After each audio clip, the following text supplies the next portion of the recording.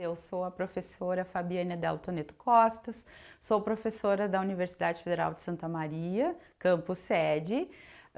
Trabalho então com as disciplinas de Psicologia da Educação e dentro do programa de pós-graduação, né? A nossa universidade, ela já tem algum tempo, né, vamos dizer assim, nesse processo de incluir as pessoas com deficiência. A partir de quando isso começa? Não só, né, as pessoas com deficiência, mas desde 2007, a Universidade Federal de Santa Maria, ela aprova uma resolução chamada Resolução 11 de 2007, que trabalhava com sistema cidadão, que hoje é o que a gente chama de cotas. Então, desde essa época, nós temos a reserva de vaga de 5% em todos os cursos de graduação para as pessoas com deficiência e outros públicos, como pessoas, vamos dizer assim, negras, né? Uma reserva de vagas para as pessoas índias, né? Pessoas negras, então cotas raciais, cotas para as pessoas com deficiências, quilombolas, indígenas, né? E pessoas, evidentemente, de baixa renda. Nós sabemos que no Brasil a gente tem a lei, né, de 2012, que é a chamada Lei de Cotas, mas a gente pode dizer que a nossa universidade já há muito tempo já pensava nessa questão dentro das pessoas com deficiência. Então, que políticas a gente vem trabalhando a partir dessa resolução e depois amparada nos arcabouços legais nacionais, como a Lei de Cotas e a Lei Brasileira de Inclusão e também a lei que obriga as universidades federais a terem uma reserva, né, de cotas para as pessoas com deficiência. Desde esse momento, 2007, até hoje, 2022, nós temos uma constituição, um elemento constitucional que se chama Comissão de Ações Educacionais.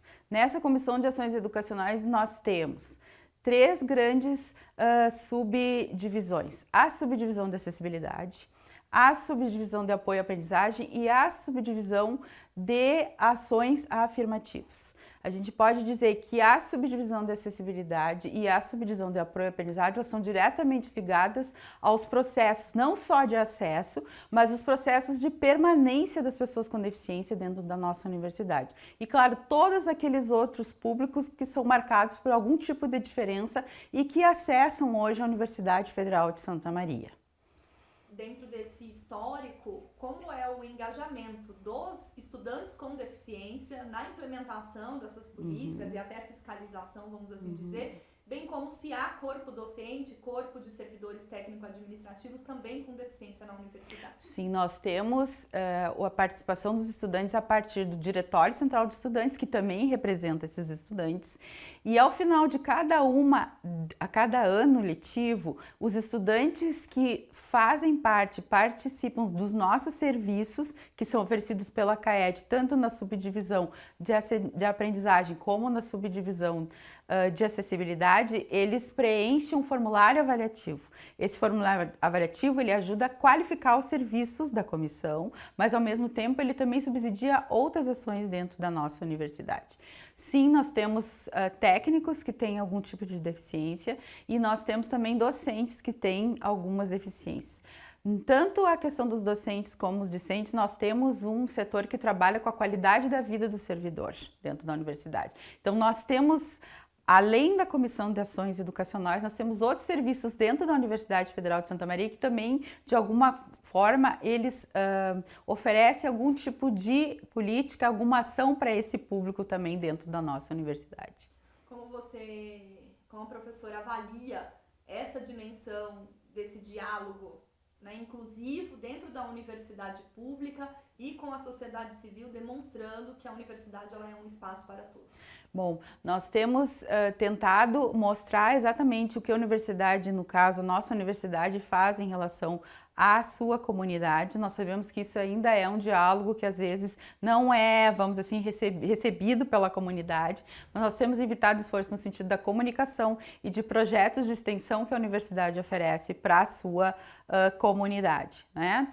Dentro da questão, por exemplo, do próprio comitê acadêmico, que eu sei que é uma questão que vem também, né? O comitê acadêmico de acessibilidade e deficiência, né? Que eu faço parte e represento a nossa universidade.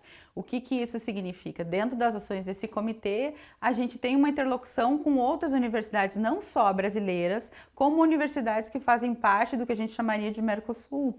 E nesses encontros a gente tem o conhecimento e a interlocução e a possibilidade de trocas para saber exatamente quais são as experiências que essas outras universidades vêm vivendo em termos de acesso, acessibilidade, promoção, conclusão e inserção dessas pessoas com deficiência dentro do mercado de trabalho, que é esse que eu acho que é o grande objetivo do nosso comitê hoje. É nós conhecermos não só a nossa realidade brasileira, que é muito diversa, mas a realidade dos nossos co-irmãos que estão cerca de nós, no Mercosul também.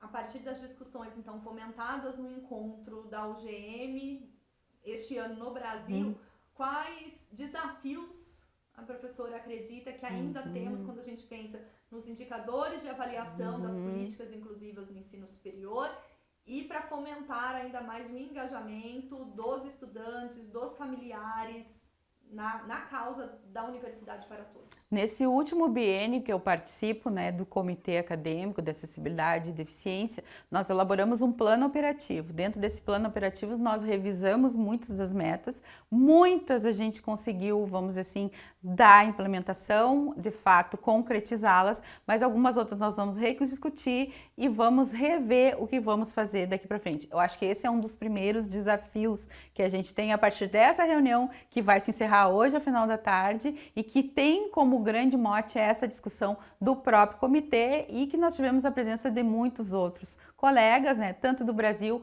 como da Argentina, do Uruguai, da Bolívia e do Chile, e isso nos dá algumas balizas daquilo que a gente vai fazer a partir dessa reunião e nesse próximo biênio que começa com essa nova gestão dentro do nosso Comitê de Acessibilidade acessibilidade, acadêmico de acessibilidade e discapacidade, ou no caso de deficiência.